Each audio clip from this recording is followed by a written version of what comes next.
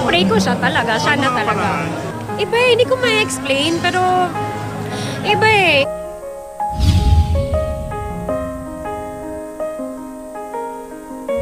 Sa mahigit isang taong relasyon ng magkasintahang Isabel Oli at John Prats, ilang beses nang napabalitang engaged na ang dalawa.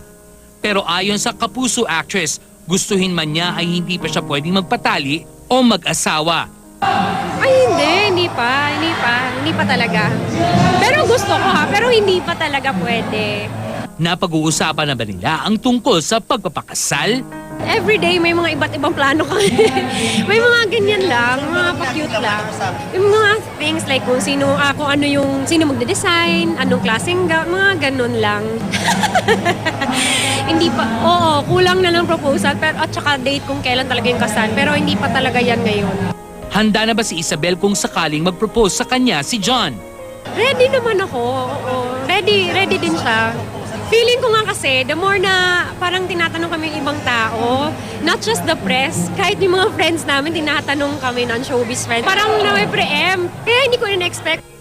Maging ang kanilang pamilya ay hinihintay na kung kailan lalagay sa tahimik ang dalawa. Yung family ko tsaka family niya, sobrang sila yung na-excited. Yung na-pressure na masayang pressure, parang gano'n. Dapat daw si John muna daw ngayon, kasi naunahan na nga siya dati. Oo, si John daw muna, sabi ni Cams. Ikaw muna kuya. Kumpara sa mga dati niyang nakarelasyon, ngayon lang daw naramdaman ni Isabel na sigurado na siyang si John ang gusto niyang makasama habang buhay. Pinag-pray ko siya talaga, siya na talaga. Iba eh, hindi ko ma-explain, pero iba eh. It's so unfair to compare to my past relationship. Pero ito talaga iba lang yung mararamdaman mo eh. Napag-usapan ba nila ang tungkol sa kanilang mga nakaraang relasyon? Natatawa na lang kami, hindi kami yung nagselos. Ako, ay nako, nakita ko yung ex mo kanina. Hindi ganon.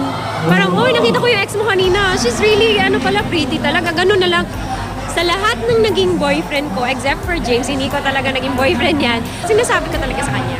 Lahat, pati na showbiz, or kahit nanligaw lang, or na-date man lang. Kasi ayoko na marinig na lang yan sa ibang tao. Nag-date kami, tapos hindi ko sinabi. Ano nga ba ang sikreto sa kanilang lalong lumalalim na pagmamahalan? Siguro pinagdasal kasi namin to una. Pinagdasalan kami both. And then, siguro sa sa edad na rin namin siguro, yung dami na natutunan. Parang wala nang